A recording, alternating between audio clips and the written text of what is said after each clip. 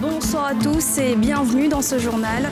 Le président Alassane Ouattara a présidé ce mercredi un conseil des ministres. Le conseil a rappelé le caractère obligatoire de l'assurance maladie universelle, un document bientôt exigé pour l'établissement de dossiers administratifs. Quelle politique ivoirienne pour éradiquer la rage en Côte d'Ivoire? Cette maladie mortelle fait des ravages dans le pays à l'occasion de la journée mondiale de lutte contre la rage. Le gouvernement dévoile sa stratégie de lutte. Et puis Moussa Dadis Camara face à la justice en Guinée, 13 ans après le procès du massacre du 28 septembre 2009. C'est ouvert à Conakry ce mercredi. Le président Alassane Ouattara a présidé ce mercredi au palais de la présidence un conseil des ministres. Le conseil a rappelé le caractère obligatoire de l'assurance maladie universelle, un document qui va être exigé dans l'établissement de plusieurs dossiers administratifs. Le point avec Pierre Dipomélin et Tanguy Conan. L'obligation d'enrôlement à la couverture maladie universelle, mise en œuvre par le Conseil des ministres, présidé par le président de la République Alassane Ouattara. Les accès à plusieurs services, aussi bien de l'administration publique que privée, seront désormais assujettis à la présentation de la carte d'assurance. Le porte-parole l'a indiqué à l'issue du Conseil des ministres. Cette mesure vise à accélérer le déploiement de cette opération, initiée par la CMU, au profit des populations. La preuve de l'enrôlement à la CMU, à savoir la carte d'assuré de la couverture maladie universelle, à défaut, le récépissé d'enrôlement ou l'attestation de droit délivrée par la Caisse nationale d'assurance maladie doit être présentée par chaque citoyen pour les opérations suivantes. Le retrait du passeport et du permis de conduire. L'inscription aux examens et concours d'entrée à la fonction publique, à la police, à la gendarmerie et dans l'armée. L'inscription des étudiants dans les universités et grandes écoles publiques et privées. L'inscription des élèves âgés de plus de 16 ans dans les lycées, collèges et établissements d'enseignement technique et professionnel, qu'ils soient publics ou privés. Le recrutement dans le secteur public et parapublic. Le recrutement dans le secteur privé, l'accès aux programmes sociaux financés par l'État, l'accès aux programmes de soutien à l'emploi et aux activités génératrices de revenus financés par l'État. La phase d'enrôlement est gratuite. Toutefois, la cotisation mensuelle par mois et par assuré payeur est fixée à 1 000 francs CFA. À ce jour, plus de 3 500 000 personnes ont été enrôlées et un peu plus de 2 millions adhérents cotisent régulièrement. La rage tue dans le monde toutes les 10 minutes et la Côte d'Ivoire n'est pas épargnée par cette maladie mortelle et contagieuse. Comment peut-on la contracter? Comment l'éviter? Quelle est la politique ivoirienne aussi pour l'éradiquer à l'occasion de la journée mondiale de lutte contre ce virus? Mardoché Kwasi et Joseph Zécré se sont intéressés à cette maladie pourtant évitable par la vaccination. Reportage. Ceci est un cas de rage en phase terminale. La rage est en effet une maladie mortelle à 100%, mais aussi évitable à 100%, d'abord par la vaccination des animaux de compagnie, principaux vecteurs du virus de la rage. Jean Tano, propriétaire de chiens, l'a bien compris, lui qui s'est rendu ce matin dans ce cabinet vétérinaire pour faire vacciner son chien.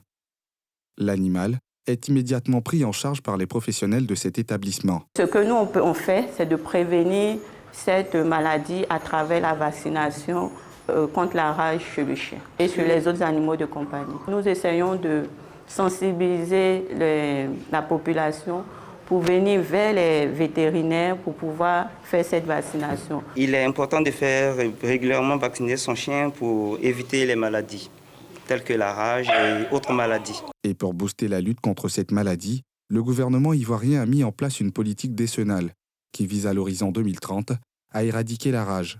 Le premier axe, c'est d'assurer la vaccination des chiens, la population canine à hauteur de 70% de couverture vaccinale pour espérer éliminer la maladie. Le deuxième axe, c'est la prise en charge des personnes victimes de morsures. Et le troisième axe, c'est vraiment à l'endroit des propriétaires de chiens. Il faut que ces propriétaires-là soient beaucoup plus responsables dans la gestion de leurs chiens. Et pour finir, le dernier axe, c'est la surveillance sanitaire de la maladie. Si nous vaccinons, nous devons pouvoir prouver que la maladie n'existe plus. Pour éviter cette maladie, il faut également avoir la bonne réaction en cas d'exposition ou prendre en charge les personnes exposées. Une prise en charge chapeautée par l'Institut national d'hygiène publique. On appelle l'exposition à la rage toute personne mordue par l'animal, soit il est griffé par l'animal, soit même l'animal peut lécher une plaie ou bien une muqueuse chez l'homme. Et dans ce cas-là, la première des choses, c'est de laver la plaie à l'eau et au savon de façon abondante pendant 10 à 15 minutes. Et puis se rendre dans un centre de santé. Une fois dans le centre de santé, le personnel de santé va évaluer le risque. Et s'il s'avère qu'il y a un risque, eh bien, on va procéder à la vaccination immédiate de cette personne. Ça permet d'éviter que la maladie débute. Lorsque malheureusement un cas de rage survient, la personne malheureusement qui a la maladie, on va l'admettre dans un centre de référence. On va donc faire un traitement symptomatique. Mais je pense qu'il ne faut pas qu'on arrive à ces cas qui sont malheureusement d'issue fatale. L'éradication de cette maladie est donc une préoccupation majeure du gouvernement ivoirien qui a mis en place plus de 400 centres de vaccinologie et bien d'autres dispositifs pour l'atteinte des objectifs. Le ministre des Ressources animales et halieutiques l'a rappelé dans sa déclaration relative à l'édition 2022 de la Journée mondiale de lutte contre la rage. La rage est une maladie largement méconnue des populations car tous les cas de rage ne sont pas rapportés aux autorités compétentes. C'est pourquoi le gouvernement ivoirien a adopté un programme de lutte intégré contre la rage. De ce fait, mon département ministériel a déployé 441 postes fixes de vaccination sur l'ensemble du territoire et organise en plus des campagnes nationales de vaccination des animaux de compagnie. À l'occasion de cette journée mondiale de lutte contre la rage, je voudrais vous exhorter à faire vacciner vos chiens et vos animaux de compagnie afin de protéger votre famille et vos voisins. Selon les chiffres officiels de l'Institut national d'hygiène publique INHP, environ 20 personnes décèdent par an en Côte d'Ivoire. Ce nombre n'est que le sommet de l'iceberg, puisque des enquêtes scientifiques ont montré qu'en réalité, ce sont plus de 600 personnes qui meurent de cette maladie, la plupart échappant au système sanitaire, d'où la nécessité de se faire vacciner et faire vacciner ces animaux de compagnie. C'est à ce prix que cette maladie sera éradiquée d'ici à 2030 de notre pays. La Côte d'Ivoire s'est engagée dans une dynamique d'amélioration de la transparence dans la gestion des finances publiques. À travers la CELIOP, elle lance une campagne d'information auprès des opérateurs économiques du pays. Nikiema Moussa nous fait le point de l'étape à Daloa. Reportage. Renforcer l'efficacité de l'action publique et s'aligner sur les standards internationaux. Tel est l'objectif de la Direction générale du budget et des finances à travers la CELIOP, cellule d'information des opérateurs économiques. Pour ce faire, elle entreprend une vaste campagne de vulgarisation de ses activités et de sensibilisation des opérateurs économiques. La localité de Daloa a accueilli une délégation de la CELIOP qui a invité les opérateurs économiques à s'approprier cet instrument. Ayez le réflexe d'aller faire contrôler vos bons de commande, faire contrôler vos contrats et vous serez rassurés par la cellule qui dispose d'un temps très court pour travailler, à vous rassurer, à vous donner la bonne information afin que vos contrats ne s'enlisent pas dans des procédures interminables. Je pense que la cellule est bienvenue et nous allons diffuser, réorganiser cette cérémonie à notre niveau afin de ne pas constituer des passifs. Les opérateurs économiques de la Cité des Antilopes ont salué la mise en place de ce nouvel instrument. Maintenant, avec l'application qu'ils ont développée, nous-mêmes, nous pouvons, à partir de nos portables, regarder. Moi, c'est ça même qui me poursuit où nos factures seront. Et puis les marchés aussi, ça serait ouvert. Vraiment, on serait libre de choisir ce qu'on veut faire. selon la fourchette où tu peux rentrer, tu fais. La Côte d'Ivoire s'est engagée dans une dynamique d'amélioration de la transparence dans la gestion des finances publiques en vue de renforcer son efficacité.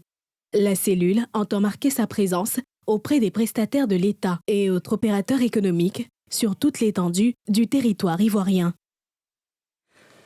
Nous les avons appris à l'école, l'allemand ou l'espagnol. Aujourd'hui, quelle importance ont ces langues dans le monde professionnel? C'est à cette question que Mylène Legré et Kim Werik ont tenté de répondre dans ce reportage. L'allemand et l'espagnol, ces langues qui ont été dispensées au secondaire, ont marqué l'esprit de bon nombre d'Ivoiriens. J'ai appris l'espagnol, c'est une langue que j'ai vraiment adorée, voilà, et je m'en sortais bien. En tout cas, c'était une langue qui me passionnait beaucoup, j'adorais beaucoup parler en espagnol. Dans les salutations, par exemple, buenos días, ¿qué tal, muy bien? Je connais die Reise, qui signifie en français le voyage, die Freizeit, qui signifie le temps libre. ¿Estás bien? Jean de Dieu a toujours été passionné par l'espagnol durant son parcours scolaire. Sorti de l'université des années en arrière, aujourd'hui, il est interprète et dispense des cours dans cette langue. La madre de? Muy bien, vale. A seguir. Après l'anglais, si vous savez parler l'espagnol, vous pouvez vous en sortir facilement. C'est quelque chose de primordial. Il suffit de regarder le développement aujourd'hui dans notre monde pour se rendre compte que la pratique d'une langue étrangère, et surtout l'espagnol, est très très avantageux. Parce que le monde aujourd'hui communique. C'est tout cet ensemble-là qui vraiment me passionne et me pousse vraiment à pousser le bouchon plus loin avec cette langue-là. Former ceux qui souhaitent apprendre ces langues étrangères, c'est aussi ce qui passionne ses interprètes. David, lui, est formateur en allemand depuis 2019. Grâce à cette langue, il arrive à gagner sa vie. Pour lui, ces langues sont d'une importance capitale. Sehenswürdigkeit empfohlen. Zum Beispiel die Laienbrücke. Ce que je les apprends, c'est d'abord les bases de la langue. Ce qui m'a motivé, c'est l'amour de la chose. C'est la capacité à pouvoir parler d'abord même, communiquer. Voilà, parce qu'il n'y a pas beaucoup d'hommes qui le font. J'ai décidé d'apprendre l'allemand parce que l'allemand est une langue qui me plaît beaucoup. Vu que je suis un peu dans les petites affaires, donc j'aimerais connaître cette langue afin qu'elle me serve lors de mes rencontres avec certains partenaires. Contrairement à David et Jean de Dieu, nombreux ne perçoivent pas encore l'intérêt de ces langues. J'ai appris l'espagnol. Cette langue ne me sert pas dans le milieu professionnel. En ce moment, pas vraiment, ça ne me sert pas. Cette langue ne me sert pas, mais en même temps aussi, cette langue aussi pourra me permettre un jour dans mes voyages à échanger, à parler avec des Espagnols par exemple. Mais pour l'heure, la langue ne me sert pas. Ces langues leur ont permis de s'ouvrir au monde. Jean de Dieu a réussi à avoir des marchés à l'international et David, lui, forme plusieurs particuliers.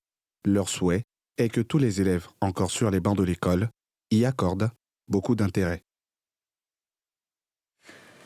On en voit de plus en plus dans les rues d'Abidjan, les vendeurs de jus de fruits 100% naturels et pressés sur place. Le business est en plein essor depuis ces dernières années et attire de plus en plus d'entrepreneurs au grand bonheur des adeptes de ces jus pour leurs effets sur la santé. Nadja Eja, Kim Werik.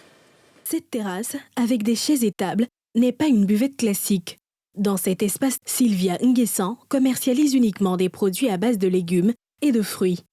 C'est très conseillé de manger fruits, surtout les matins. D'autres s'asseyent, comme vous voyez, et puis d'autres aussi peuvent partir avec. Si Sylvia a décidé de ne pas se limiter aux emportés et livraisons, c'est pour apporter un certain confort à sa clientèle.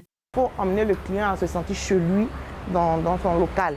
Voilà. Donc ici, on reçoit des gens qui font des réunions, des petites rencontres. Donc c'est intéressant de les voir assis là.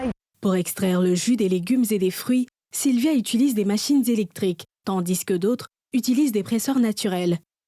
La disponibilité et l'accessibilité de ces équipements est l'une des raisons qui explique l'extension de cette activité. Le coût de ce presse-agrumes manuel oscille par exemple entre 30 000 et 40 000 francs CFA selon les acteurs.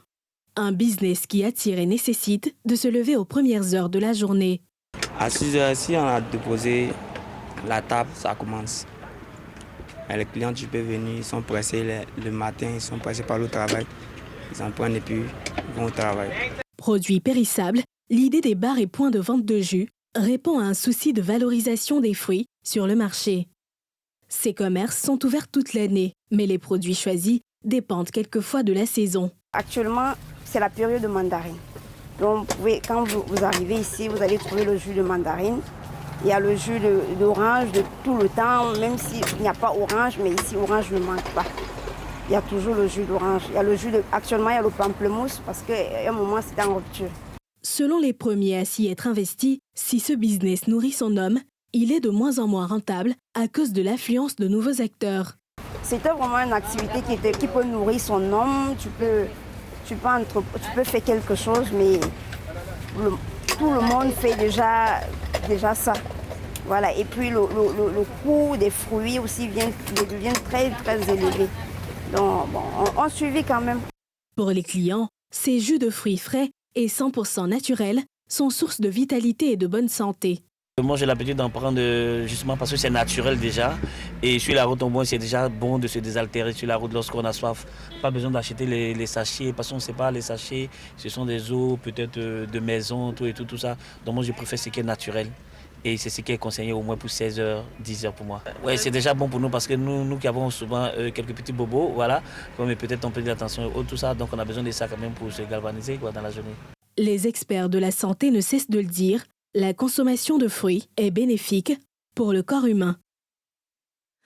Ce soir, on fait aussi un focus sur l'agriculture urbaine. De plus en plus à Abidjan, plusieurs produits agricoles sont cultivés. Pourquoi cette agriculture est en pleine expansion dans la capitale économique? Le point de Mythilène Légré et Chèque Bleu.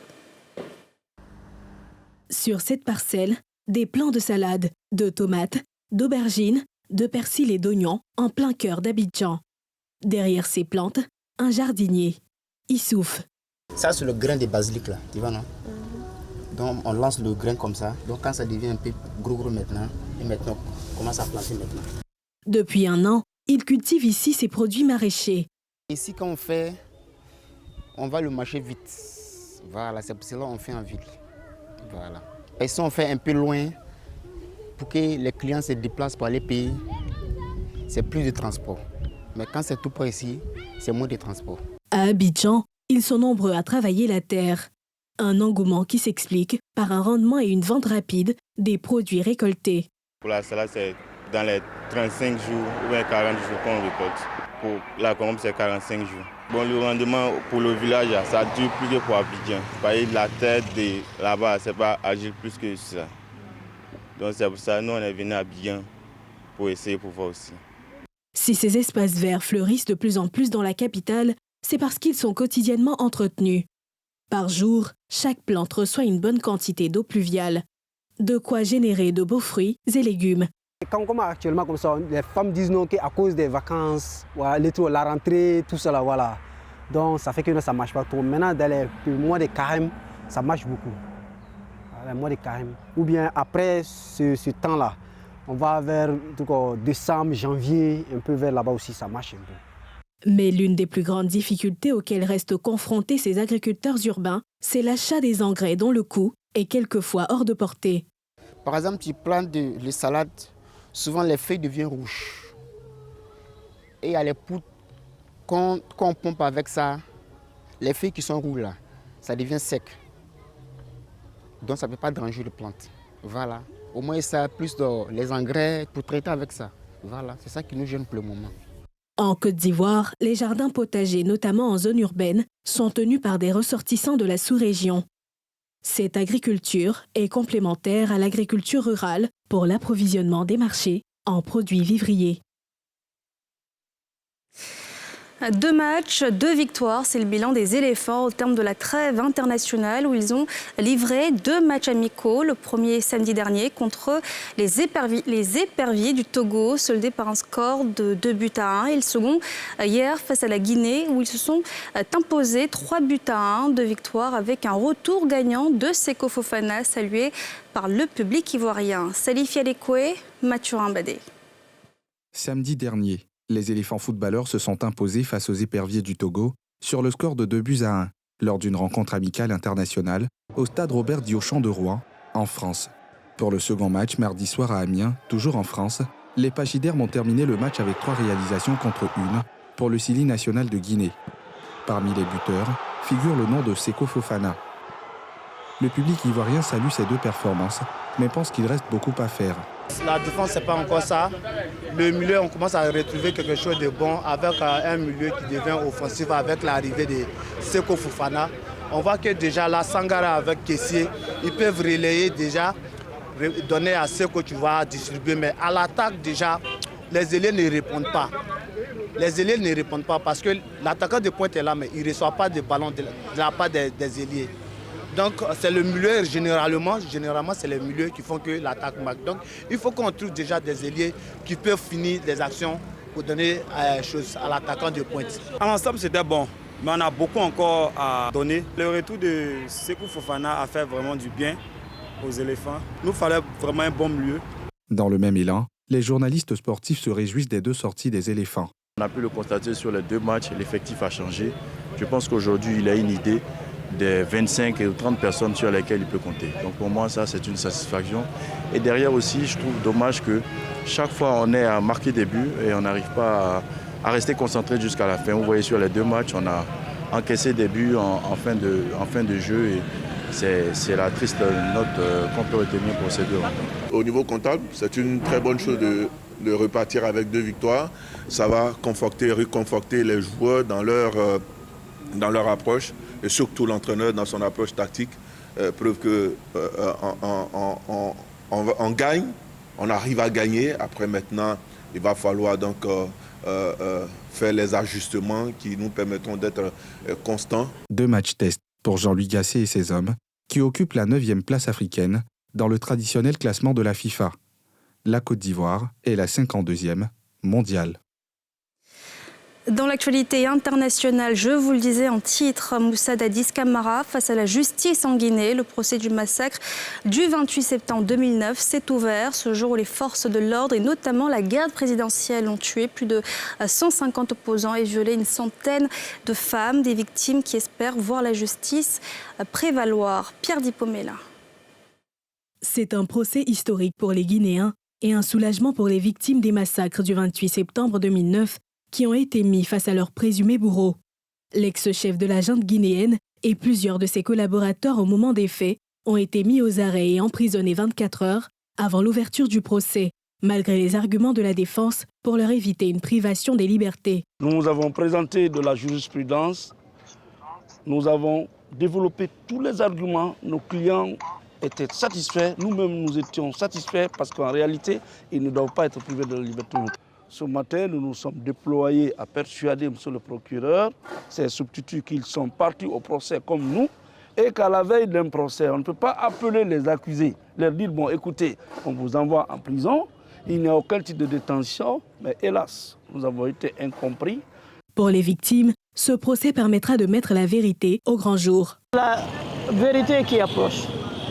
Nous sommes très satisfaits du fait que, parce que vous savez, tout le temps on demandait à ce que Alpha accepte de les mettre en congé jusqu'au moment où la justice va donner son verdict.